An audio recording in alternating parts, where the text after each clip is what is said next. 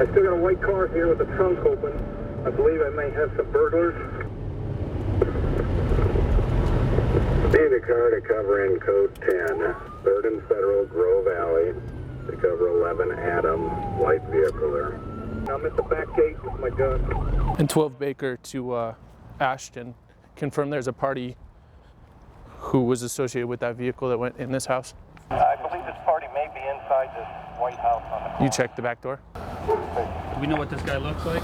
Tax 62, I'm in the area. Can I get a vehicle description and suspect information? The driver of that pickup is a Hispanic male in his 30s, dark hair and a mustache. 6 foot, slim build, wearing a white t-shirt. 12 Baker to the officers up front. If you still have there, somebody else is in the house because the back door just closed.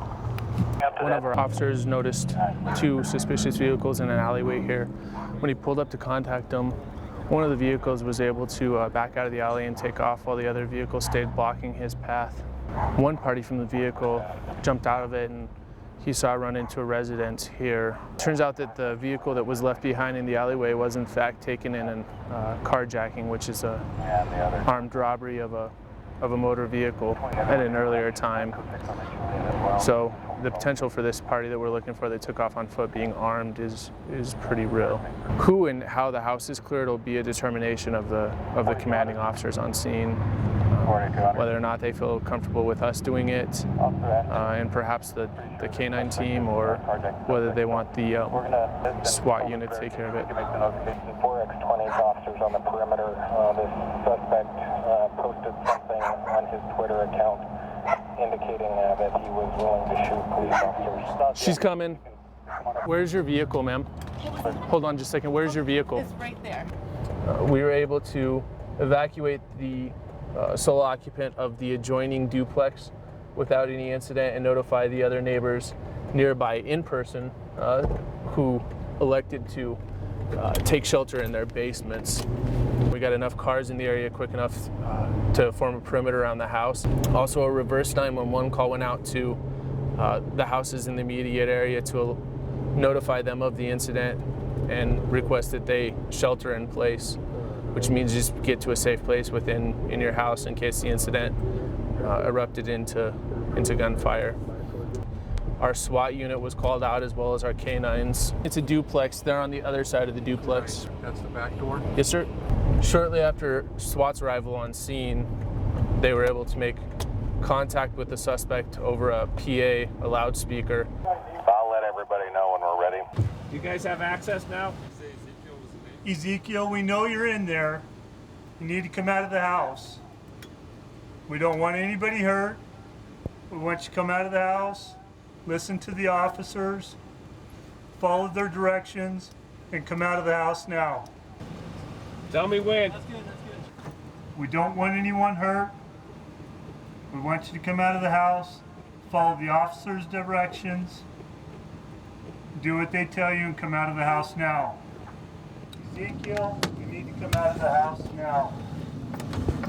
We're not going anywhere.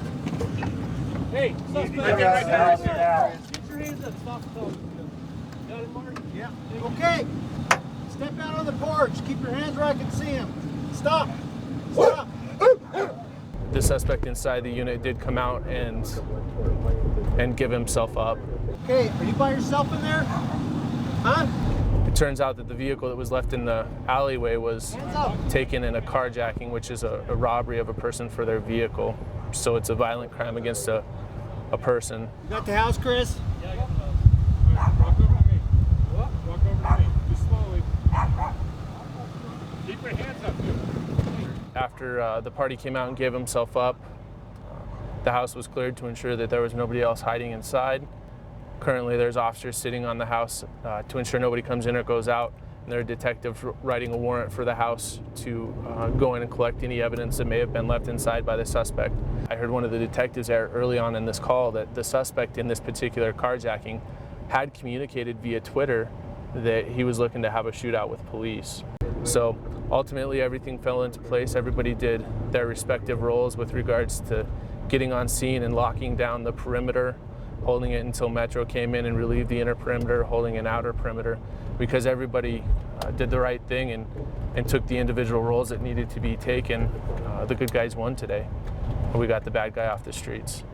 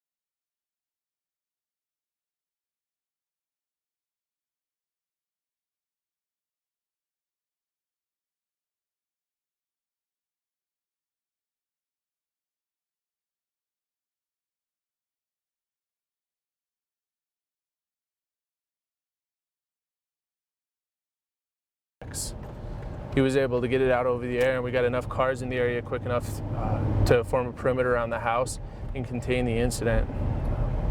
Initially, and the suspect who had run, initially the female occupant of that unit was. I'm going to take the southwest. Essentially what had happened is one of the senior officers on the shift had been patrolling. He saw a couple of vehicles in an alleyway in an area that were getting hit with a lot of daytime burglaries. He stopped to investigate. When he went up to contact the vehicles, one vehicle backed out of the alleyway and took off. The other vehicle stayed parked there, and the occupant ran on foot into a duplex. Initially, the female occupant of that unit was being uncooperative and didn't want to allow officers to search her home. She claimed that nobody else was inside, that she was the only occupant. During that time, she was on the front porch talking to officers and claiming to be the sole occupant. At the same exact time, somebody came and slammed the back door shut, giving us obvious indication that somebody was still inside the house despite the female's denial of such. One nearby elementary school was placed on a modified lockdown to ensure that no school children were placed in danger as a result of this incident. Ultimately, it was determined by command on scene that the situation rose to the level of a